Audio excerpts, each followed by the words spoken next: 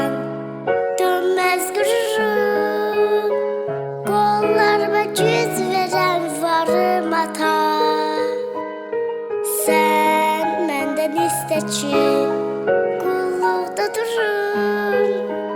Hər sözlə sən fəda varım ata. Zəhmətimi çəkmisən ötüb illərin, saçlarına ağlar qarışır.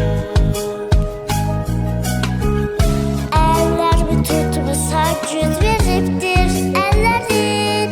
Mən ki sənə hər şeyi borcluyam. Sənsiz olmaz övladım dadı dünyada. Yoxdur elə bir nəfər səni tayata. Öyrətdin mənə mahir ol, sözü düz yaşa. Sən mənim ən böyük dayağımsan həyata. Sən mənim ən böyük dayağımsan həyata.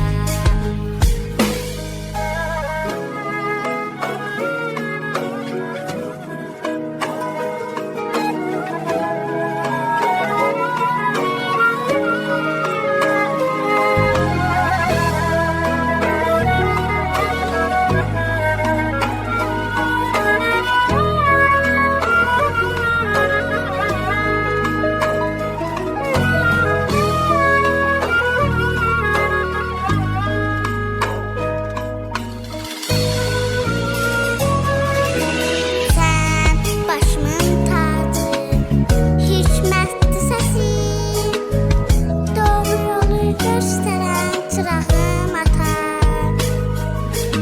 Sən bir həyat kimi candır nəfəsim, hər sözünə can fəda canım ata.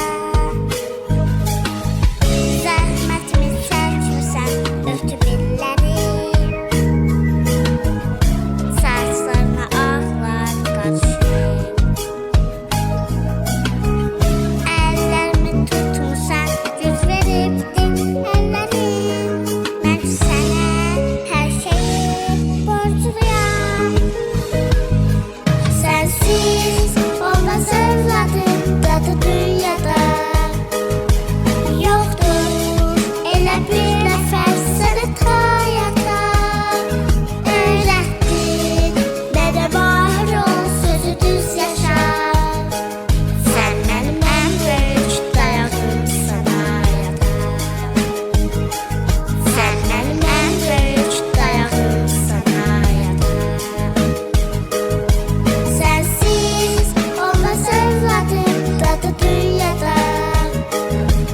Yoxdur elə bir nəfər səni tayata.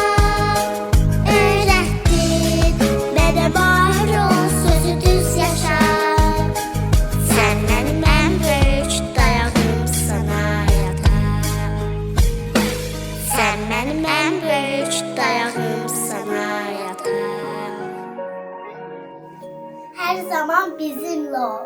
Hər zaman dayağımız ol. Ata.